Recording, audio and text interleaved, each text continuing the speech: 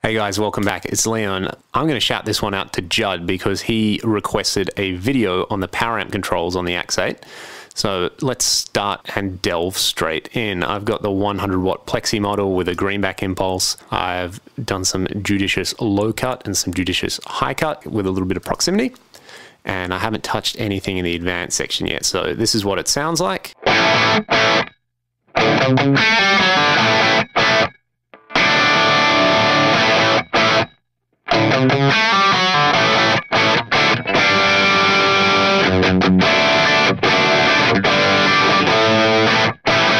Man, it sounds good. It sounds like a Plexi. I like that quite a lot. All right, before we get into the power amp controls, if you're not acquainted with what supply sag does, then you should definitely do that. It's going to control more or less the flubbiness and the squishiness of the amp. What I mean by that is how well defined and tight the low transients are, and then also how compressed the output is. So for example, if you set this to 1, the low end is going to be tighter here and the amp will basically be more open.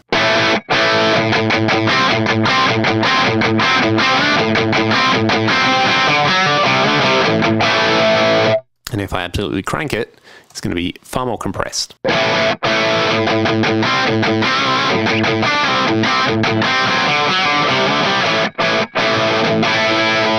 My general rule is I like my amps a teeny weeny little bit more compressed than stock, so I'll normally increase them by 50%. So if it was at 3, I'll set it to 4.5 and go from there.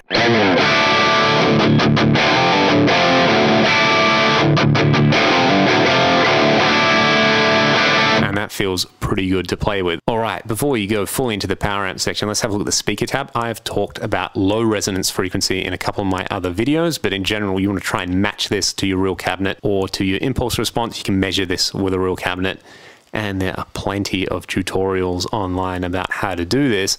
But let's look at the high resonance and the high frequency. More or less, these will let you control the smoothness or the chiminess of your amp, to use guitar player speak. So what I mean by that is if we lower the high resonance frequency, we are going to get less chime, more or less. And this is good for really bright amps like the Plexi.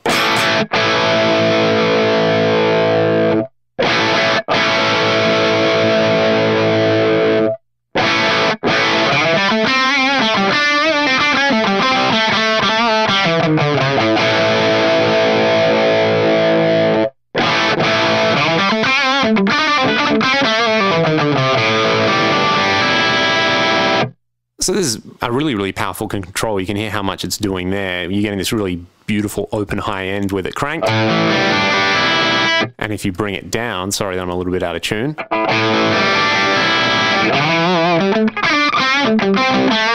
You can increase the amount of compression in the amp. The other way that you can do this is to increase the high frequency. If you look at the graph, hopefully it will show up. You can see it does very, very similar things. If you lower...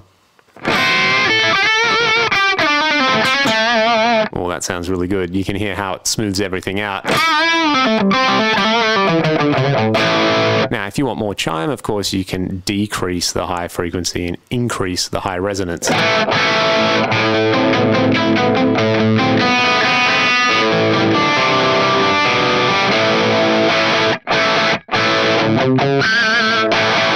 I think that's a pretty cool control. I'm going to try and leave that at the default values, wherever it was, somewhere around 1200.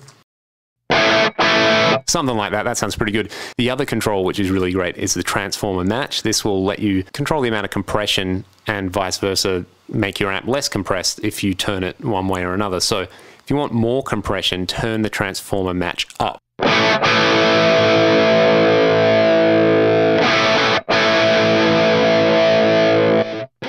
Of course, you can go totally stupid with it. You probably, at most, only want to increase it by 20%, 25%. Unless you want to emulate impedance mismatch. For example, if you plug like an 8 ohm speaker into the 4 ohm jack of your amp, you can set this controller to.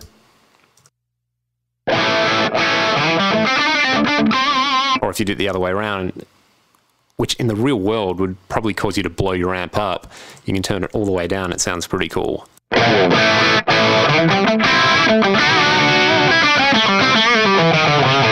at this wild open feeling to it. So they're the main controls that I would play around with in the speaker section if you really want to radically change the sound of the amp. Let's go to the power amp now, as I promised. Obviously, the first thing you can play around with is the power tube type, which is pretty cool. But there's a couple of other controls which I think are a little less subtle. You know, the power tube type is so subtle.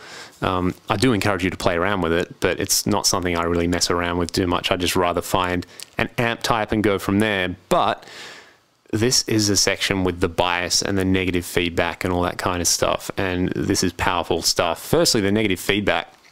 Let's have a listen to what happens when we turn that off.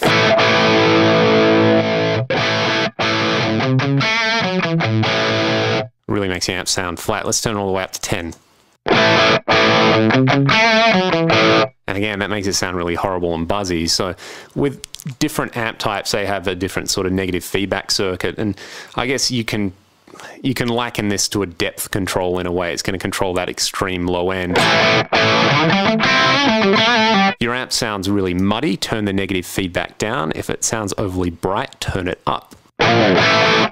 Kind of, this to me is like a thickness control rather than a depth control. So have a listen to that. It sounds really good, turn up a little bit actually.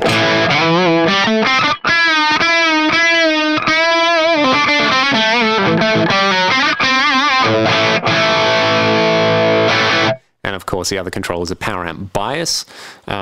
There's quite a bit of literature on how to bias amplifiers, but basically, you know, the idea is that if you turn it up, the amp gets hotter sounding and closer to like a, you know, a class A kind of thing. You think about something like a Vox, which would normally have this at like 70% or something. So let's have a listen to what happens when we set it really high.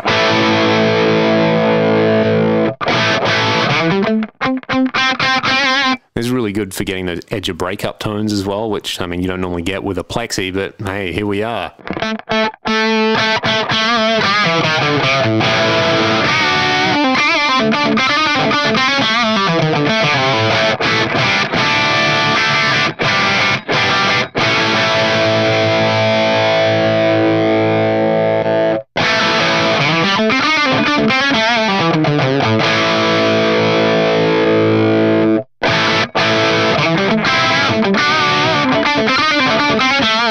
I think it sounds pretty good turned up from the stock values anyway.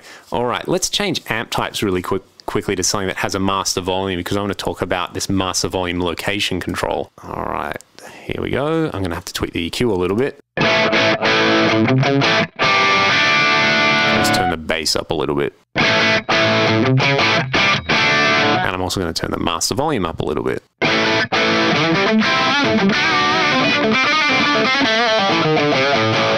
Oh, that sounds good. I like it. Anyway, let's go back to the power amp section and let's change the location of this master volume to post phase inverter. Have a listen to this.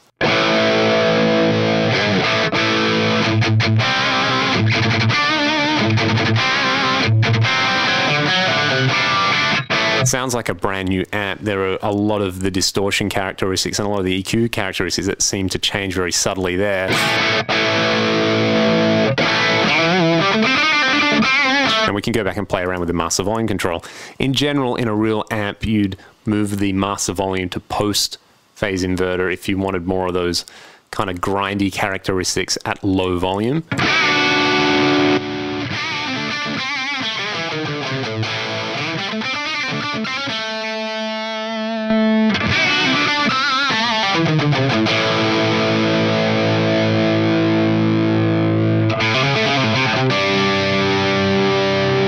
And there's also another option, pre-triode, which I think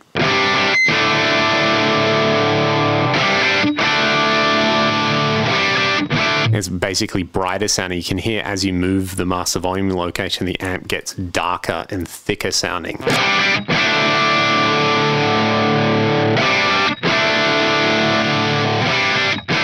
And this also interplays with the negative feedback control. So, all right, let's go to the preamp section to finish up. And there's a couple of controls we can play around with here, most notably the preamp bias. Obviously, kind of like the power amp bias, if you play around with this, you'll get different distortion characteristics.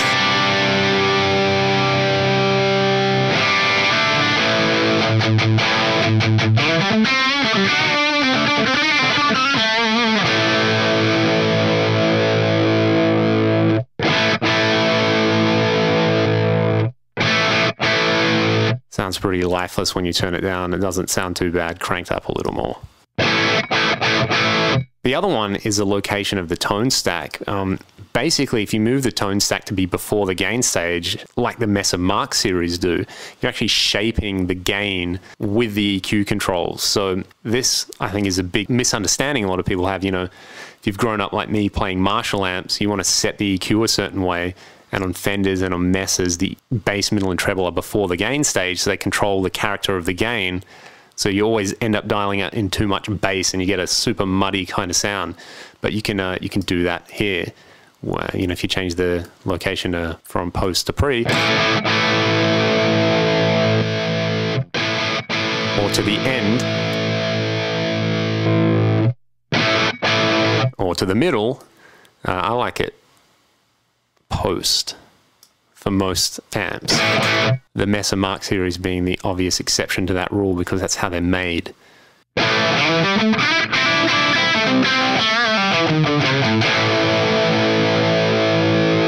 the other thing you play around is the definition control. Have a listen to this. If I turn it right down, it sounds muddy, and if I turn it up, it's going to sound brighter.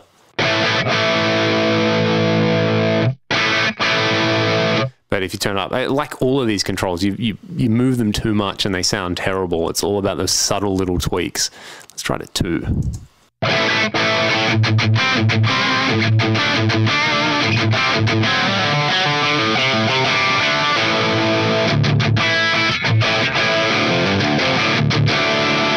And this is cool. It's basically what we're doing is we are performing amp modifications in the digital realm. You know, you could kill yourself by poking around in the back of an amplifier and, you know, touching a capacitor that's not discharged. So it's actually not very attractive to try and do that with a real amp. However, doing it here is great. You're not going to blow anything up, and it's really fun. And you can basically create new amp types by playing around with these controls.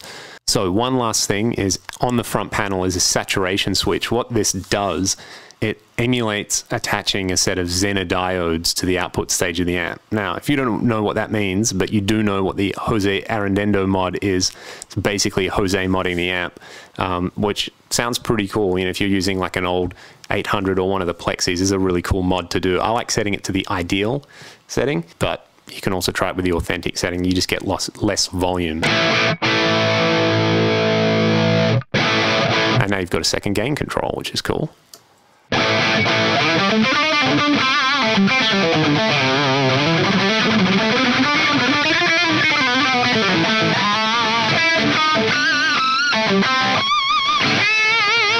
Is really good for those kind of 80s super saturated modern Marshall tones. I really like this switch. So to summarize, I'm going to take this 800 model. I've moved the master volume location.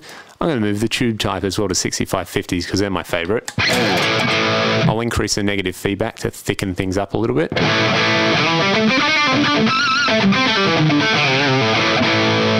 I'm going to turn that saturation drive down a little bit. So I'm just totally pimping this amp out at the moment.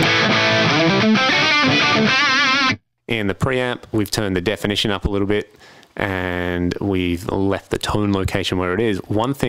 Here's one final thing. We can change the tone stack type. One cool thing is take an 800 and change it to a Plexi tone stack. Have a listen to this. I'm going to turn the bass down because it's starting to really flub out.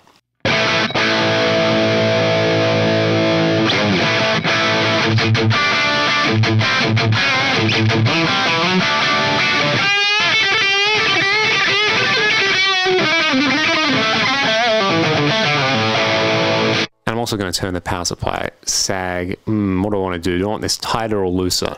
I'll turn it up to, I'm going to crank it to nearly 5.